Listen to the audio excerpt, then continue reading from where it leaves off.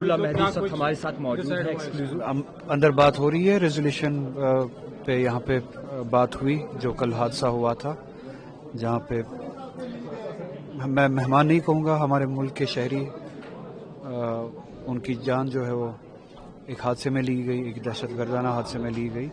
تو اس کے خلاف جو پوری ریاست کا ریزولو ہے وہ اندر ظاہر کیا گیا، اس پہ بات کی گئی اور اس کے ریسپانس میں جموں کشمیر کی کیا ذمہ داریاں بنتی ہے، جموں کشمیر کی گورنمنٹ کی کیا ذمہ داریاں بنتی ہے، اس پہ بات ہوئی.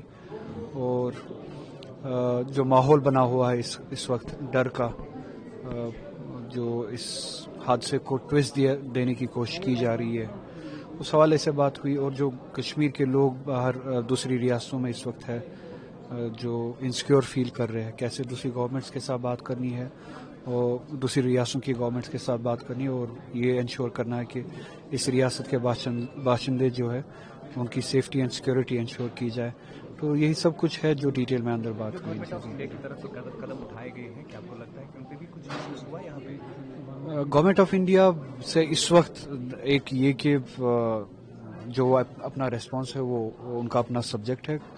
جموں کشمیر کے لوگ جو اس وقت ریاست کے ملک کے دوسری ریاستوں میں ہیں ان کی سیفٹی اینڈ سیکورٹی کو یقینی بنائے، وہ یہاں پہ زیادہ ڈسکس ہو. میں اس پہ بات نہیں کرنا چاہوں گا.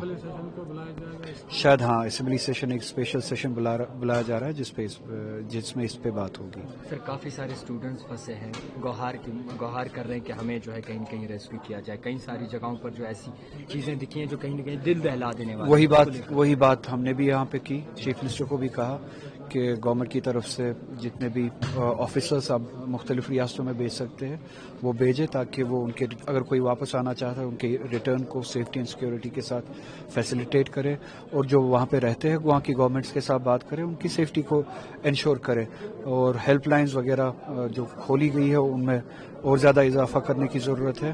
لاجسٹک سپورٹ اس کے علاوہ جو دینے کی ضرورت ہے ان اسٹوڈنٹس کو وہ انشور کرنے کی یہاں پہ بات کی گئی. سر کوئی ایک اور پروپیگنڈا چل رہا ہے جس میں خالی کشمیری کو ٹارگٹ کیا جا رہا ہے اور کہیں نہ کہیں مذہب کو لے کر بات چیت ہو رہی ہے، اور کچھ میڈیا چینلز ایسے جو اس طریقے سے دکھا رہے ہیں جس کو دیکھ کر کئی سارے ایسے افراد جو ہے وہ پریشان ہیں، ڈرائیور حضرات پریشان ہیں. بدقسمتی یہ ہے کہ وہ دہشت گرد آئے، انہوں نے گولیاں چلائی، انہوں نے گولیوں سے انسانیت کا قتل کیا.